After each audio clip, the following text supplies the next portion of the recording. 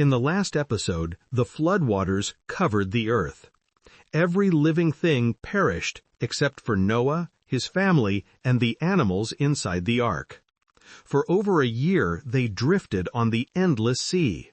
Then God remembered Noah. The waters receded, the ark came to rest on Mount Ararat, and Noah stepped out onto dry ground.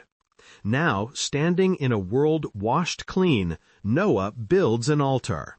He takes some of the clean animals and clean birds and sacrifices burnt offerings on it. The smoke rises into the sky, and the Lord smells the pleasing aroma. In his heart, God makes a decision. Never again will I curse the ground because of humans, even though every inclination of the human heart is evil from youth. And never again will I destroy all living creatures as I have done.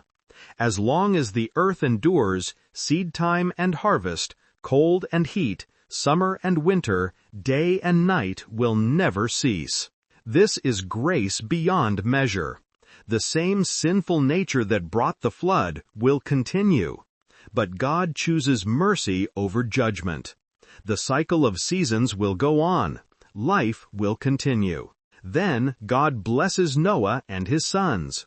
Be fruitful and increase in number and fill the earth. These are the same words God spoke to Adam and Eve in the beginning. Humanity is given a second chance. The story starts again. But something has changed.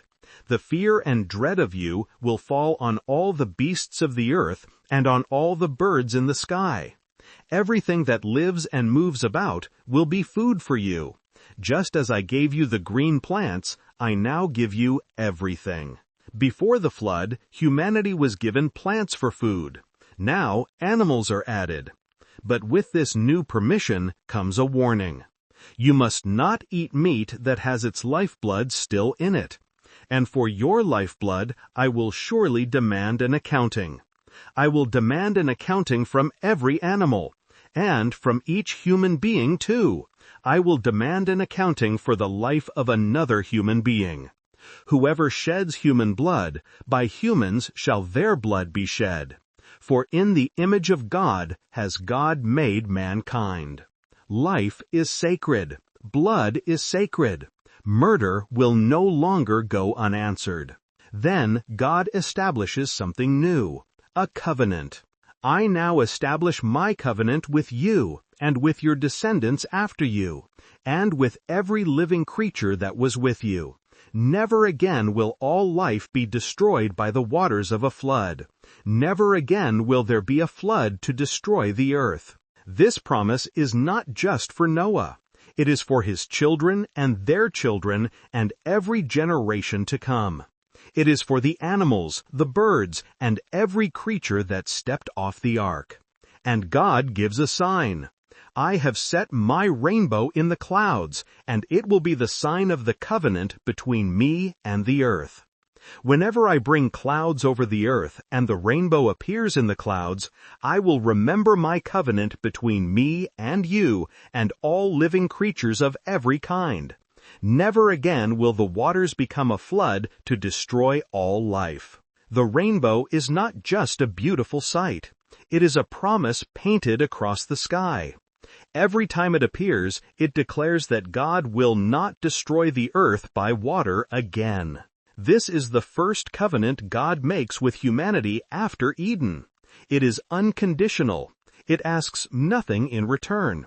It simply stands as a sign of divine restraint and grace. Noah and his sons go out into the world. They begin to farm the land. They have children. The earth slowly fills again. But even in this fresh start, the shadow of sin lingers. Noah plants a vineyard. He drinks some of its wine and becomes drunk. He lies uncovered inside his tent. Ham, one of his sons, sees his father's nakedness and tells his two brothers outside. But Shem and Japheth take a garment, lay it across their shoulders, and walk in backward to cover their father. They do not look at his shame. When Noah wakes and learns what has happened, he pronounces a curse on Canaan, Ham's son, and he blesses Shem and Japheth. Even after the flood, sin remains.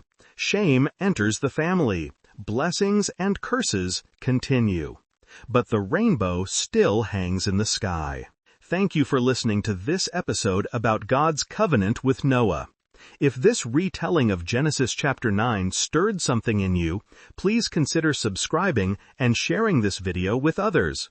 In the next episode, we will follow the descendants of Noah as they spread across the earth and attempt to build a tower that reaches to the heavens, a project that God Himself will interrupt.